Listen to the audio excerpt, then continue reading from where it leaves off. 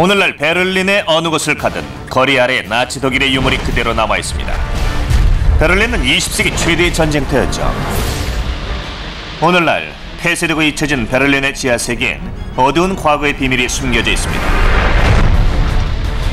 공원 아래에 묻혀있는 한 미치광의 과대망상적인 계획에서부터 This would have been the highway to his dream world, his Germania that would have lasted 1,000 years. And this is the last link to that. 오늘날 현대도시 아래에 버려진 지하 방공호까지. Yeah, you can hear this now, right? You can hear the metro. 이것은 타임캡슐입니다. This is a weapon. This is a weapon.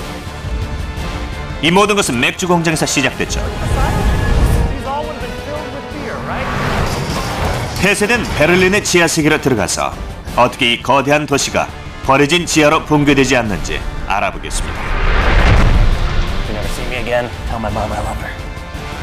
그럼 지금부터 베를린 지하 세계 비밀을 밝혀보겠습니다.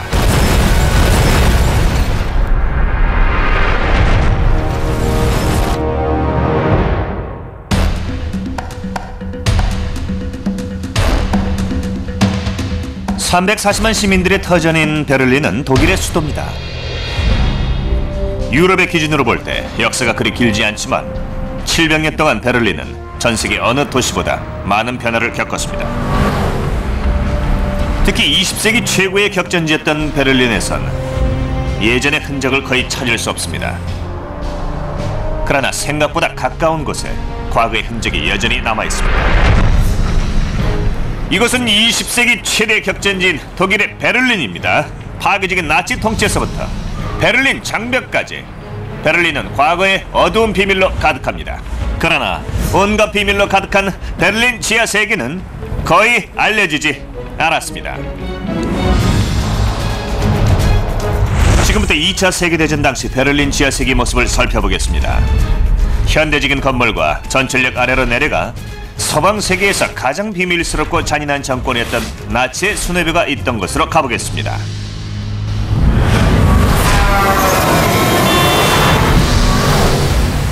Mr. Sasha? Guten Tag. Hello, Eric. Thank you for helping me out. 사샤 카엘은 베를린 장벽이 무너진 지 8년 후 1997년에 창설된 베를린 지하세계 연합의 회원입니다. 사샤에게 베를린 지하세계 탐험의 안내를 부탁했습니다. Sasha, why is it important for you that Berlin and the world sees this secret? Because it's a time capsule for the Berlin history, and we always can learn from our history. If you don't know it, you are damned to repeat it. 사샤는 베를린 지하에서 그동안 거의 잊혀진 나치와 공산당의 비밀 장소를 둘러봤습니다. 과거 10년 동안 사샤는 지하 9m 아래에 묻힌 잔해더미 안에서 독일제 트럭 한 대와 함께 장전된 무기, 철모, 반쯤 쓰다만 노트를 발견했습니다. 70년 동안 베를린은 몰라보게 발전했고 곳곳에 고층 빌딩이 들어섰지만 지금까지 베를린 지하 세계는 과거의 비밀을 간직하고 있습니다. 사샤를 만나기 전에 혼자 베를린을 탐험해보기로 하고 동베를린의 한 동네를 찾았습니다. 오늘날 이 거리엔 아파트가 줄지어 들어섰지만 60년 전 이곳은 나치당의 중심지였습니다. 전쟁에서 연합군의 폭격을 받기 전 히틀러의 내각과 괴벨스의 계몽선전부, 외무부를 비롯한 주요 기관이 이곳에 있었죠. 지하 도로까지 연결된 지하 벙커가 한때 이 건물들과 연결돼 있었습니다. 대부분의 건물은 파괴됐지만 지금까지 남아있는 나치 건물이 하나 있습니다. 이곳은 제3제국 당시 독일의 유명한 고속도로인 아우토반을 건설한 교통부 건물이었습니다. 오늘날 버려진 건물엔 총탄 자국이 가득하죠. 뒷마당으로 가서 사라진 벙커 입구를 찾을 수 있는지 살펴봤습니다. All around us is what would have been the former East Berlin. This was it. This was World War II. All those holes are the stripe from bullets. 한때 이곳은 수백 명의 직원들을 거느린 교통부 건물이었기 때문에 연합군의 주요 표적이었죠. 따라서 연합군 폭격에 대비한 지하 벙커가 분명히 있었을 것입니다. This looks like the entry to a bunker. This is not open to the public. I mean, if you look at the conditions, any step I'm going to take, I might cave in. All right, I'm going to go down here. I'm going to slowly descend. And I'm walking kind of gingerly because, again, I can't tell these boards, how old they are. And I can see chambers from right here. This is a corridor that leads to another series of bunkers. 이곳은 교통부 건물 지하 5m 아래입니다. 여기서 137m 떨어진 곳에 한때 총통의 지하 벙커가 있었습니다. 히틀러와 그의 아내 에바 브라운이 자살을 한 곳이죠. 거리상으로 매우 가깝지만 여기서부터 히틀러의 벙커까지 연결돼 있었다는 증거는 없습니다. 지하철이나 공항까지 연결된 지하 터널의 흔적은 남아있지만 벽이 무너져서 더 이상 지하 탈출로를 찾을 수가 없었죠. And this is the jewel that I would like to go into, but I don't know if I can. Appears to be some labyrinth of rooms, but this is stopping me from going in there. And that's stopping me from going in there. So I guess I'm going in there. If you never see me again, tell my mom I love her. It looks like there might have been a toilet right here. There's ovens right here. Look, there would have been kitchens, right? In some of these places, there would have been kitchens. 부엌과 환기장치, 배관 등이 나치 몰락 이후 그대로 남아 있습니다. This looks like in here really looks like what you'd imagine a bunker to be. I'm sorry we can't get in here. 불행하게도 한쪽 벽이 무너졌습니다. 그러나 곧 사샤와 베를린 지하세계 연합 사람들이 이곳에 와서 과거의 비밀을 풀 단서를 찾을 것입니다. 베를린 지하세계 미스터리의 일부를 살펴봤습니다. There was a whole wall in there that had caved in, and I'm probably going to leave this bunker be. But I'm told there are vast labyrinths of bunkers in this entire city, and I'm going to find them.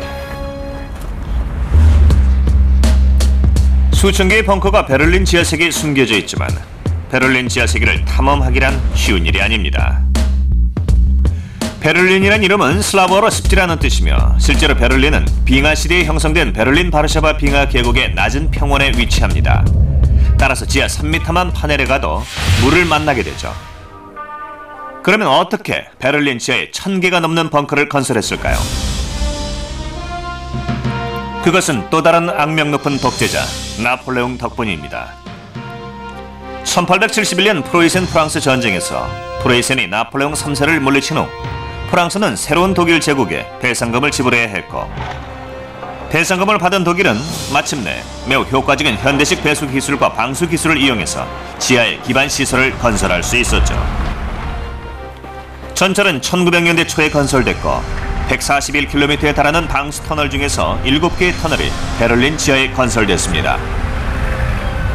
33년 후 히틀러가 임명한 건축가인 엘버트 슈페어와 함께 전쟁을 준비하던 독일 건축가들은 지하의 기반 시설을 이용하기 시작했죠. 그때부터 베를린의 지하세계는 비밀에 둘러싸였습니다. 나치의 기념물과 건축물이 베를린의 스카이라인을 변화시키는 동안 지하세계 역시 지상보다 3배나 넓게 규모가 커졌습니다. 따라서 베를린 시민들이 지상의 건물에서 한 발자국 내디딜 때마다 지하 공간에 최소한 3발자국 이상의 건축물이 있는 셈이었죠. 히틀러의 숨겨진 세계는 여전히 존재하지만 매우 위험하고 어둡고 지하 45m 아래에 묻혀 있어서 직접 그곳에 가는 것은 쉽지 않은 일입니다.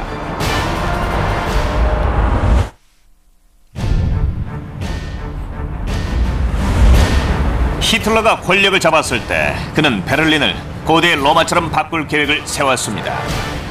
그는 새로운 도시를 게르마니아라고 불렀고 로마인들처럼 거대한 건축 계획을 세웠습니다. 1939년 전쟁이 일어나자 대부분의 계획은 보류됐지만 이 공원 아래에 게르마니아의 일부가 여전히 남아있습니다. 건축에 대한 열정이 많았던 히틀러는 나치가 권력을 잡기 훨씬 전인 30대 초반 때부터 게르마니아의 미래상을 계획하고 스케치하기 시작했습니다. 그러나 1933년 1월 30일 히틀러가 독일의 총통이 되면서 그의 꿈이 현실로 되는 듯이 보였죠.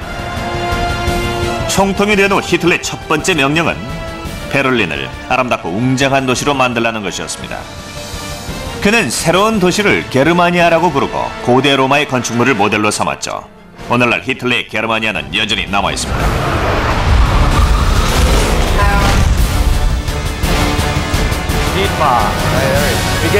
How are you? Oh, fine. Get good. 사샤는 베를린 지하세계 연합회 회장인 디트마르 아놀드 씨를 소개해 주었습니다. here on this place there was a Führer monument. 역사학자이자 지하세계 전문가인 디트마르는 오랫동안 일반인들은 존재 사실조차 모르는 히틀러의 지하세계 지도를 만들었습니다. So again, explain to me, what is Germania? Germania was a Nazi urban planning to change Berlin to the main capital on the world. Nazis like to occupy the whole world, and so they need a really big capital for this, you know. 그러나 히틀러에겐 단순히 규모만 큰 도시가 아니라 독일 제국의 메시지를 전달할 수 있는 도시가 필요했죠. 그에게 있어서 건축은 단순한 집 짓기가 아니라 돌로 쓴 언어였습니다. 그는 자신의 이상을 실현하기 위해서 건축가 알베르트 슈페어를 고용하고 새로운 도시 건설 계획을 구상했습니다.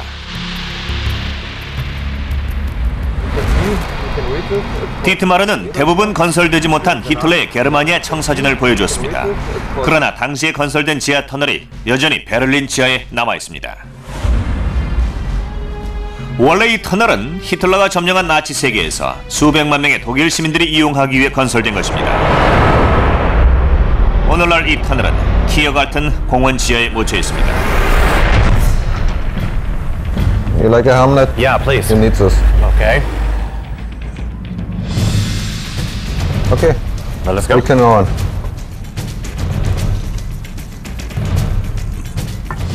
Okay. Put on this. All right.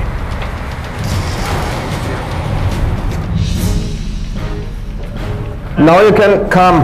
All right. Going into a tunnel from the past. 지하 15m 아래로 내려가 60년 된 터널 속으로 들어갔습니다.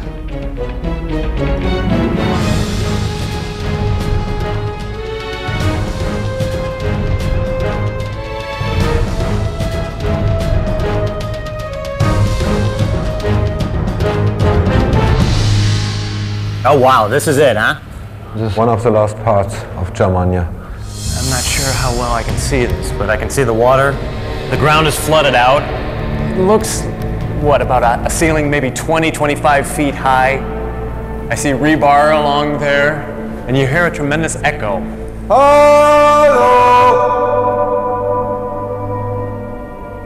It's like in the mountains. 2.5km로 계획된 게르마니아의 지하 고속 터널은 1950년에 완공될 계획이었습니다. 그러나 그중 10%만이 완공됐고 바로 이것이 히틀러의 4차선 지하 고속도로의 한가운데입니다. 지하 고속도로는 지상의 교통량을 흡수하기 위해서 지하 10m 아래에 건설될 계획이었죠. 현재 3층으로 건설된 지하 터널의 일부가 남아 있습니다. 두 개의 터널은 게르마니아 시내를 오가는 차량을 위한 것이고 제일 깊은 터널은 전철이 다닐 곳이었죠. 오늘날 터널 바닥엔 곳곳에서 스며든 물이 고여있지만 만약 히틀러가 자신의 목표를 이루었다면 이것은 나치 독일의 중심부를 관통하는 세계에서 가장 중요한 지하 고속도로였을 것입니다. We're looking at what would have been Hitler's highway. This would have been the highway to his dream world. His Germania that would have lasted 1,000 years. And this is the last link to that. 콘크리트 벽으로 둘러싸인 이 터널은 히틀러가 계획했던 지상의 거대한 건물을 떠받칠 수 있도록 견고하게 만들어졌습니다. 히틀러는 세계에서 가장 유명한 건물이자 자신이 가장 좋아했던 파리의 개선문을 본떠 대형 아치를 건설할 계획이었습니다.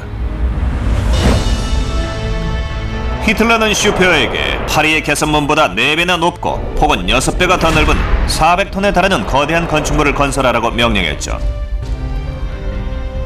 베를린의 불안한 지반과 지하 터널이 감당하기엔 너무나 무거운 건축물이었습니다. 그러나 이것은 시작에 불과했죠. 히틀러의 게르마니아 건설 계획은 1935년에 시작됐으며 두 개의 거대한 교차로가 그 중심에 있었습니다. 베를린시가 중심에 자리한 대로변을 60m까지 확장한 뒤 게르마니아의 동서중심축으로 삼고 동서중심축을 가로지르는 더 넓은 남북중심축을 건설할 계획이었죠. 남북중심축은 파리의 유명한 샹젤리제 거리를 모델로 한 것이었으며 게르마니아의 도로를 샹젤리제 거리보다 20m 더 넓은 120m로 하고 남쪽 끝에 거대한 개선문을 건설할 계획이었습니다. 남북축을 게르마니아의 공식 퍼레이드 도로로 정하고 대신 지하 고속터널을 건설해서 차를 우회시킬 계획이었죠. 또한 대로의 북쪽 끝에 상상을 초월하는 시민의 홀이라고 하는 대규모 돔형 건물을 계획했습니다. 퍼레이드 도로 끝에 시민의 홀을 건설하기 위해 강의 흐름까지 바꿔야 했습니다. 시민의 홀은 높이 290m에 지붕을 세계에서 가장 거대한 돔으로 만들 계획이었습니다. 이것은 로마의 판테온보다 6배나 더 크고 18만 명의 사람들을 수용할 수 있는 어마어마한 건축물이었죠. 전체를 화강암으로 만들 계획이었던 시민의 홀이 완공됐더라면 550톤 이상의 무게가 나갔을 것입니다. 그러나 시민의 홀은 건축되지 못했습니다. 현대의 건축가들은 최대 18만 명에 달하는 사람들의 체온으로 뜨거워진 공기가 올라가 응결되면서 비가 내리듯 실내로 물이 떨어졌을 것이라고 추측합니다. 또한 퍼레이드 도로인 남북측과 히틀러의 개선문 역시 완공되지 못했습니다. 슈페어는 1950년까지 베를린의 모습을 완전히 바꿔놓을 계획이었지만 1941년 베를린이 전쟁터로 변하자 그는 지하 벙커 건설에 관심을 가졌습니다. 공원 아래엔 여전히 히틀러의 과대망상으로 빚어진 과거의 유물이 남아있지만 터널은 0.01제곱미터당 2,700kg에 해당하는 압력을 견뎌내야 했습니다. 터널이 게르마니아의 무게를 감당할 수 있었을까요? 심지어 슈페어조차도 확신할 수 없었죠. 그는 히틀러의 게르마니아가 건축기술의 한계를 테스트할 것이라고 생각하고 그 전에 건축가인 자신이 직접 테스트하기 위해서 개선문이 들어설 것과 비슷한 토양에 무게를 감당할 수 있는 구조물을 건설한 뒤 개선문의 한쪽 무게와 비슷한 12,650톤에 달하는 콘크리트를 부었습니다. 이렇게 하면 집안이 받는 압력은 제곱미터당 1.2 메가뉴턴에 해당되고 만약 집안이 7cm 이상 가라앉으면 베를린의 토양은 개선문뿐만이 아니라 게르마니아에 건설될 대부분의 거대한 건축물을 감당할 수 없을 것입니다. 3년 동안 집안에 17cm가 가라앉아 히틀러가 원하는 건축물을 건설한 것이 불가능했죠. 그러나 히틀러가 결과를 인정하지 않아 슈페어가 집안 강화 방안을 연구하는 동안 1940년 베를린에 폭탄이 떨어지기 시작했습니다. Should the world still care about this place? I think this is necessary to save this because it's one of the last traces of this Germania planning. And if you fill this or you damage this, you have nothing realistic you can remember this crazy planning of Hitler, you know. If you not can remember to your history, the danger is really high that you can repeat this. To never forget. Yes.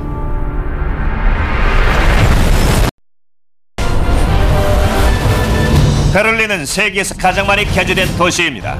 2차 세계대전 후 건물의 60%가 파괴됐고 심지어 오늘날에도 계속해서 낡은 건물을 헐고 새로운 건물을 짓는 공사가 한창이죠. 그러나 베를린의 지하세계는 과거의 비밀이 그대로 남아있습니다. 히틀러와 슈페어의 게르마니아 청사진을 보면 그들은 분명히 지하에 묻힐 건물을 계획하지 않았습니다. 그러나 아이러니하게도 오늘날 그들의 계획은 모두 지하에 남아있습니다. 전쟁이 임박했을 때 슈페어는 지하세계로 눈을 돌릴 수밖에 없었죠. 그의 임무는 베를린의 방공호를 건설하는 것이었습니다. 베를린 지하엔 1000여 개의 벙커가 있는 것으로 추정됩니다. 어떤 것은 히틀러의 지하 벙커처럼 완전히 파괴됐고 어떤 것은 교통부 건물 지하에서 본 것처럼 폐쇄됐죠. 가정집이나 사무실, 전철역 아래에도 벙커가 있습니다.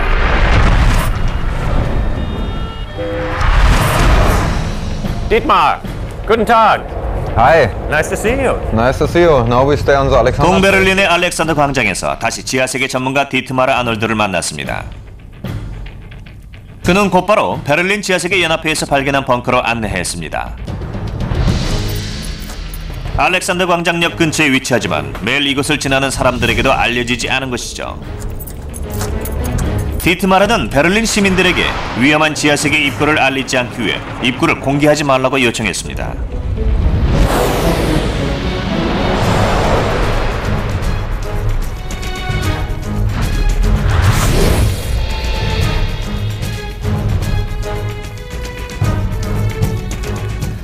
이곳은 베를린에서 가장 넓은 지하 방공호입니다. 전철을 기다리는 시민들은 우리가 이곳에 있다는 사실을 알지 못합니다. You listen now, this noise? This is a sound from the metro. Yeah, you can hear this now, right? You can hear the metro. 전시 때 이런 소리가 나면 기차가 역에 도착했다는 소리가 아니라 수백 대의 폭격기가 베를린을 폭격하기 위해서 하강하는 소리였을 것입니다. 연합군은 전쟁 기간 동안 200만 톤에 달하는 폭탄과 폭발물을 베를린에 쏟아부었습니다.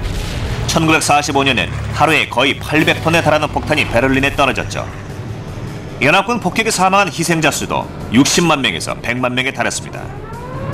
1945년 베를린은 베를린 시민의 10%만 수용할 수 있는 지하 벙커가 있었습니다.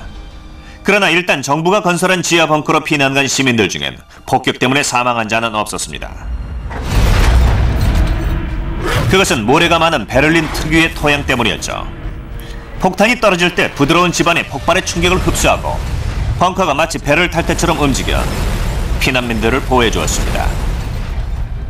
So explain to me about the construction of this bunker. Yes, now we are here around 12-13 meters under Alexanderplatz, and we have here 3 underground levels, but over we have a ceiling from 3 meters, steel concrete, the walls around 2 meters. This was one of the safety bunker here around Alexanderplatz. 2m 두께의 벽, 3m 두께의 콘크리트 천장, 그리고 그 위를 덮은 3m 깊이의 흙이 폭격의 충격을 흡수했습니다. 실제로 이 천장의 동하중, 즉 천장이 버틸 수 있는 하중의 총량은 보통 건물의 2,500배에 달했습니다. 현재 보통 건물은 0.1제곱미터당 35에서 45kg 정도를 지탱할 수 있게 건설되지만 알렉산더 광장 벙커의 천장은 0.1제곱미터당 바퀴 18개짜리 트럭 3대의 무게인 9만 kg까지 지탱할 수 있게끔 건설됐죠. 지하 벙커는 3,500명을 수용하기 위해 건설됐지만 폭격이 극에 달했을 땐 9,000명까지 이곳에 있었습니다. There was a lot of people in the entrances, but this was full, you know, and they could not go in, and then they have 5 minutes to look for another place, you know. And there was some situations, for example, when they opened the bunker after a bomb attack, 50 people lighting the entrance was dead because they could not go in. One thing you can't help but notice is that it's cold down here. When citizens, civilian soldiers came down here, were they freezing during the winter? You need not a heating system, because if are here 9,000 people inside, it's warm up here so fast, you cannot believe this. It's like, say, if you go inside of a sauna. 보통 사람들의 체온은 100와트의 전구가 내는 열기와 비슷합니다. So if this is a 100-watt lamp, Yes. and there's 9,000 of these in here, Yes. suddenly it's a sauna. Yeah, it's like a heating system. 1990년대 후반 처음으로 입구를 발견한 이후 디트마르와 베를린 지하식의 연합회는 베를린 과거의 비밀을 밝혀내기 위해 계속해서 벙커를 탐험했고 결국 작년엔 한 가지를 발견했습니다.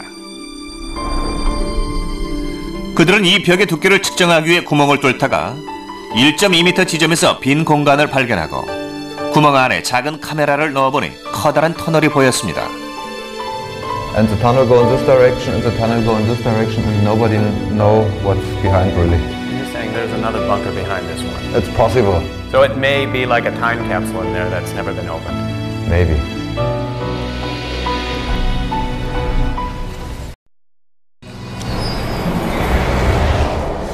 또다시 사샤 카야를 만나기 위해서 동베를린에 있는 주택가로 갔습니다.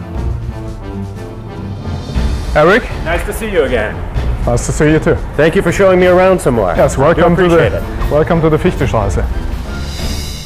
크로이츠버그는 2차 세계대전 당시 거의 모두 파괴됐습니다. 그러나 이곳엔 당시의 흔적을 알 수 있는 건물이 있었죠. 가스 저장고였던 이 건물은 높이 21m에 폭이 56m, 그리고 1846년에 건축되었으며 크로이츠버그 가스회사의 출장소였습니다. 그러나 1800년대 말 전기가 보급되자 이 건물은 폐쇄됐고 1940년 독일인들은 이곳을 벙커로 개조했죠. 그러나 이것은 평범한 벙커가 아니었습니다. 그 전까지 지상 건물을 이렇게 완벽하게 개조한 적은 없었죠. 그러나 나치는 전쟁 전에 하나라도 더 튼튼한 벙커를 만들어야 했습니다. 그들은 먼저 기존의 건물을 보강하기 시작했고 가스 저장고였던 이 건물이 벙커로는 이상적이었죠.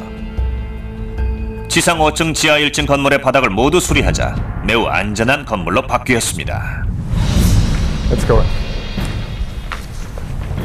This is the only remaining entrance to the bunker. Eric, please come in.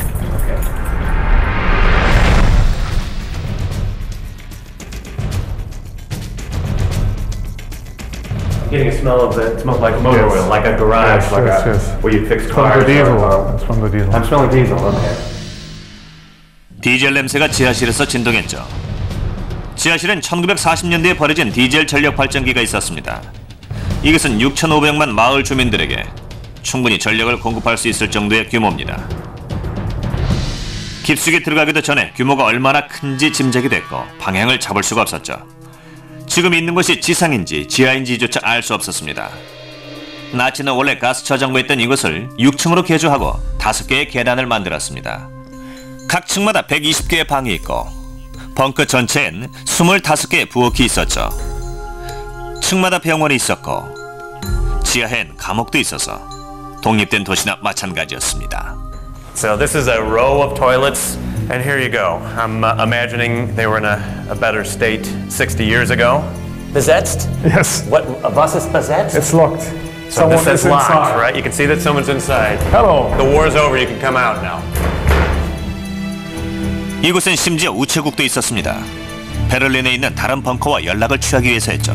Reichspost. It's a post system in Germany. Telegraphs, telegrams, phone. Yes. This is where it would come in right here. 벙커에서 벙커 사이의 통신은 드문 일이 아니었습니다. 독일인들은 바깥이 혼란스러울 때에도 끊임없이 중요한 명령을 보냈습니다. It was an orientation system. This, you see the chamber numbers, the figures. Sure. Okay. So that's Raum, or room 172 to 138 are over there. This is room 198 to 231. This tells you where the hospital is back here. It's like a dormitory. It's just sort of a macabre dormitory. 이곳엔 표지판이 많이 있었습니다. Eingang is entrance. Entrance. 그러나 구조가 매우 복잡했죠. Another inner ring of rooms right here, just like the outer ring. I mean, it's just a labyrinth, a circle of rooms that keep going around. 사샤는 사람을 혼란스럽게 하기 위해서가 아니라 폭탄 때문에 일부러 구조를 이렇게 만든 것이라고 합니다. 벙커에서 가장 안전한 것은 중심부였습니다. 벙커의 내부는 고리 모양으로 된 3개의 복도를 따라 여러 개의 방이 비스듬히 연결돼 있어서 폭격으로부터 안전할 수 있었죠. 이것은 간단한 물리학의 원리입니다. 폭발 에너지는 가운데 벙커까지 도달하는 동안 점점 작아졌습니다. How did they change the interior of this building from a gas storage facility to a bunker with 1,200 rooms, with kitchens, with bathrooms? How did they do that? They filled in the concrete. It was not so difficult because an existing wall of bricks was here and metal rings in it, and so they only had to fill the room between. So this was already a somewhat fortified building because of its nature? Yes. How much more concrete did they add to the brick structure that was already here? About 2 meters. 기존에 있던 1.5m 벽돌벽에 2m의 콘크리트 벽이 보강됐습니다. 덕분에 벽 두께는 거의 4m에 가까웠고 게다가 720개의 방벽은 모두 강화 콘크리트로 만들어졌죠. 콘크리트가 나치 벙커 건설에서 가장 중요한 재료였습니다. 이 벙커 덕분에 최고 3만 명에 달하는 무고한 시민들은 연합군의 폭격에서도 살아남았고 전쟁 후 이곳은 집 잃은 독일인들의 거처가 됐죠. 그 후 동독이 서독을 봉쇄했을 때 이곳은 이틀 동안 전체 시민들을 먹일 음식 창고였습니다. This looks like carrots. We had 7,000 tons of food stored here in this building. Ah, salted carrots. Delicious when your city gets blockaded. 오늘날 가스 저장 창고에서 벙커로, 피난처로, 음식 저장 창고로 변했던 이곳이 콘도로 변해서 베를린의 또 다른 모습을 보여줄지도 모릅니다.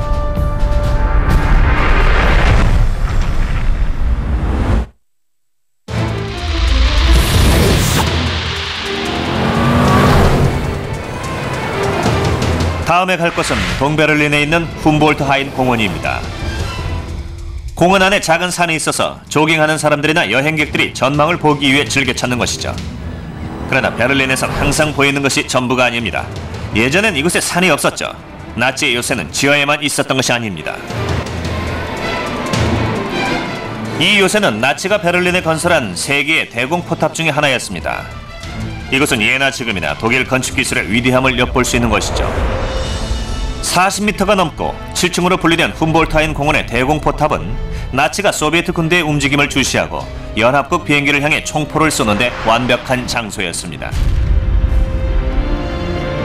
강화 콘크리트로 건축된 대공포탑은 3.6m의 토대와 2.5m 두께의 외벽, 1.5m 두께의 내벽으로 둘러싸여 있으며 지붕의 두께는 3.8m입니다. 독일 건축가들은 이렇게 함으로써 완벽한 방공호를 만들었습니다. 전쟁이 끝난 후 소비에트 군대가 대공포탑을 둘러싸고 사흘 동안 대공포탑을 향해 포화를 날렸지만 무너뜨릴 수 없었죠.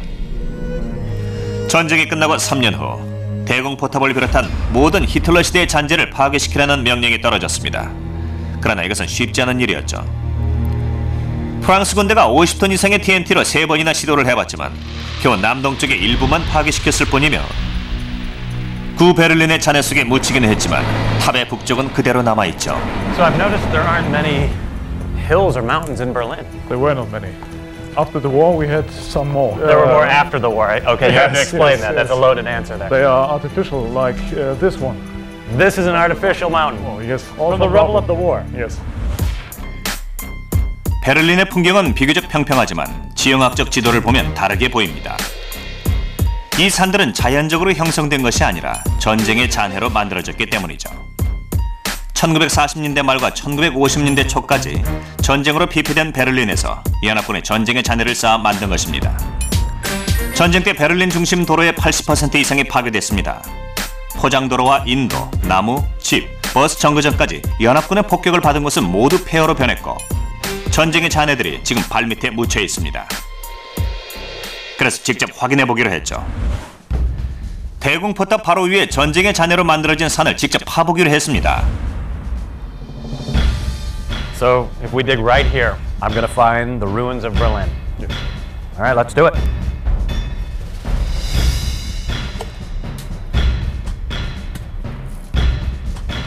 Definitely hit something kind of hard here, right?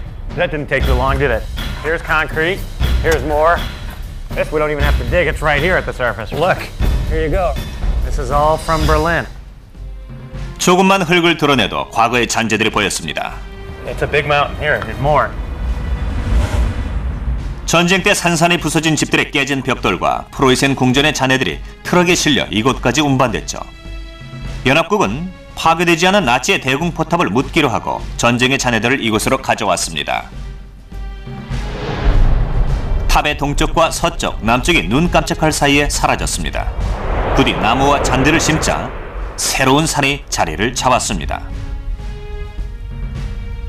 그러나 탑의 북쪽면은 철도 쪽으로 기울어져서 열차가 지나갈 때마다 생기는 진동 때문에 위험해서 그대로 놔뒀습니다. 덕분에 우리도 대공포탑 안에 들어갈 수 있었죠. 그곳에서 라이너트 야닉을 만났습니다. This is our expert for today. 그는 대공포탑 전문가였습니다. Rainer, guten Tag. Thank you very much for meeting with us. 사샤는 7층으로 된 요새로 안내하며 통역을 해주었습니다.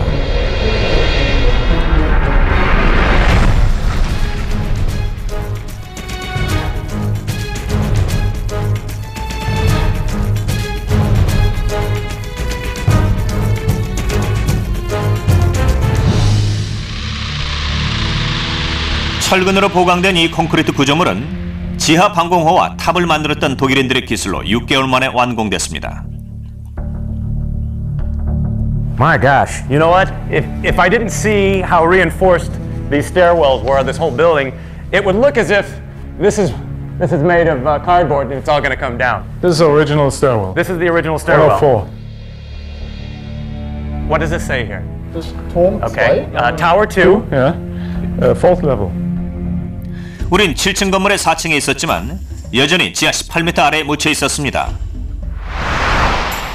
위에 4개 층은 군사용으로 쓰였습니다. 감시탑과 대공포를 장착할 수 있는 플랫폼이 있었고 아래층은 3만 5천 명의 민간인을 포함해서 2천 명의 군인들과 그의 가족들을 위한 벙커로 쓰였죠. 대공포탑은 안전했기 때문에 히틀러는 베를린 박물관의 소장품들을 이곳에 보관하라고 명령했습니다. 게다가 이곳엔 전용 영화관까지 있었습니다. Like a small town. It's a small town. This is a fortified village. 바닥엔 대공포탑을 파괴시키려던 프랑스 군대의 노력을 알 수 있는 흔적이 남아 있습니다. So this is the handiwork of the French, right? Now we're descending to another level. Be careful. This is a weapon. It This is a first weapon. looks like a pipe, a normal pipe, but this is left from a weapon, an anti-tank weapon, with an explosive head in front, and then it was fired, and what was left was the pipe. I see. It's only for one usage. Yeah, right. This was only one use. Quite an eerie remnant from this time. This is where you get a sense of the width. How wide from wall to wall? It's 70 meters. 70 meters wide. 72 meters. 72 meters. Okay, danke. 72m면 보통 쉽게 표적이 될 수 있었죠. 그런데 대공포탑이 왜 무너지지 않았는지 그 이유를 살펴보기로 했습니다. 프랑스군이 남동쪽을 폭파시키자 두꺼운 콘크리트 벽 안에 철근 구조물이 드러났죠. Look at this, the reinforced steel, and to me it looks redundant. How much rebar is in this building? We have in 1 cubic meter of concrete about 50 kilos of steel. 1세제곱미터의 콘크리트를 쓸 때마다 50kg의 철근을 사용했다고 합니다. 오늘날 건축물에서 사용하는 철근량의 3배에 해당했죠. So contemporary buildings will have maybe a third to a quarter of that in a typical building, right? You're right. Yeah. 오늘날 훔볼타인 공원의 대공포탑은 인공산 지하 42m 아래에 버려져 있습니다. 사샤가 과거의 흔적을 찾으려고 노력하지만 대공포탑은 여전히 미스터리로 남아 있습니다. This was a secret building. It was a military building, and so it was in a kind of secret. And we have no original pictures from the inside. Right, so we have to speculate. Yes. 이제 막 비밀이 풀리기 시작한 베를린 같은 곳에서 추측하는 것만이 최선의 방법이죠.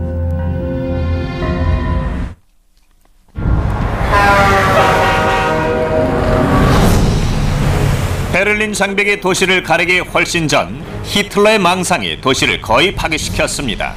그러나 그 전까지 베를린은 국제적인 도시였으며 자유로운 문화와 음악, 맥주로 유명한 도시였죠. 오늘날 비어가든은 베를린에선 없어서는 안 될 명물입니다. 도시 전체에 크고 작은 맥주 가게가 많이 있습니다. 그러나 독일에서 맥주는 단순히 시원한 음료수 이상으로 오랜 역사를 지니고 있으며 특히 베를린 지하석의 깊숙한 곳에 뿌리를 둔 전통 음료입니다. Hello, Ingmar. How are you? Nice to meet you. Thank Really you. Good. nice. I was expecting you to greet me with beer. Maybe we have one other beer afterwards. Excellent. But of course, 지하세계 전문가이자 맥주 감정가인 잉마르 아놀드는 오늘날 동베를린에 위치한 베첼 가죽의 양조장 터로 안내했습니다. industrial monument of 1846년부터 1948년까지 베첼 가죽은 베를린에서 가장 큰 개인 양조장을 운영했습니다. 한창 때 그들은 12만 리터에 달하는 맥주를 생산했으며 한 번에 4만 리터 이상을 저장할 수 있는 지하 저장고가 있었고 11만 병 이상의 맥주를 지하에서 만들었습니다. Germans are renowned for their beer making. What do they do better than the rest of the world? this is the purity law. Just the main basic elements of beer, hop and grain and water, nothing else. He makes the best beer in the world. This is a secret. 베를린의 맥주 제조업자들은 다른 나라와 달리 저장 맥주인 라거를 본격적으로 생산하기 시작했고 그러기 위해선 서늘하고 축축한 지하 공간이 필요했죠. 그들은 새로운 라거 제조 방법에 따라 0도에서 최소한 30일 동안 저장한 뒤 맥주를 마셨습니다.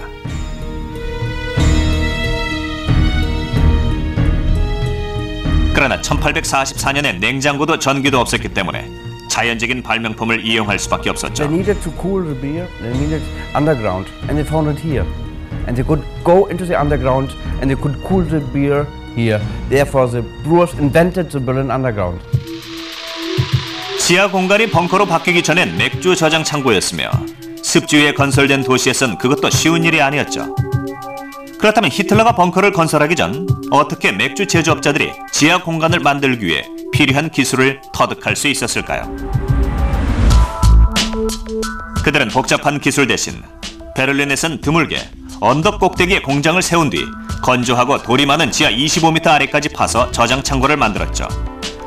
폭과 높이가 6m 정도 되는 지하 저장 창고를 20개 정도 만들고 맥주통을 수레에 싣고 옮길 수 있는 복도를 마련했죠.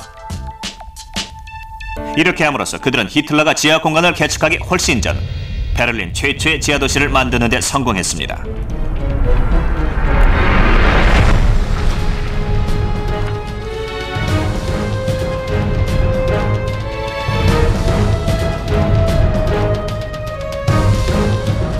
welcome to the underworld of Berlin. This is quite a large vault right here, a storage area right here. They're very, very impressive. More than 20,000 square meters are just lying 20 meters beneath the streets of Berlin. 맥주 공장 20m 아래 지하 저장 창고가 있지만 튼튼하게 지어진 것이 아닙니다. 아치형 천장이 지상의 압력을 지탱하는 데 도움이 되고 돌이 많이 섞인 토양의 단단한 기반을 형성해 주었죠. Oh my God! This one is even bigger, right? This is an immense structure. We've got a ceiling that's probably 25 feet high. I'm guessing in the width about 20 feet. And I walk past these and I can see there's other rooms, other chambers, other storage facilities. Look at the size of these. These all would have been filled with beer, right? To the walls, to the ceiling, filled with beer. 양조장 밖에선 지하 저장실에서 한 달 동안 저장된 신선하고 차가운 라거를 베를린 전역으로 운반하기 위해서 마차들이 줄지어 기다리고 있었을 것입니다. 그러나 맥주는 단순한 음료수가 아니었죠. Well, beer has, of course, an important function, a cultural function for the self-identifying understanding of Germans, and it played a very important part in politics. 공산당이나 사회민주당, 나치 같은 정당들은 표를 얻기 위해 공짜 맥주라는 미끼를 썼죠. 수백 명이 모여 앉아 맥주를 마시는 비어가든보다 더 좋은 선거 홍보 장소는 없었습니다. 1923년 히틀러는 뮌헨에서 가진 자신의 첫 번째 연설을 비어가든에서 했으며 1930년 게르마니아의 건축가인 슈페어를 처음 소개한 곳도 비어가든에서였죠. 히틀러는 맥주 덕에 권력과 명예를 얻었고 전쟁 때 맥주 저장 창고를 지하 벙커로 개조시켰죠. 1939년 독일의 유명한 맥주 공장은 전쟁 물자 생산 공장으로 변했습니다.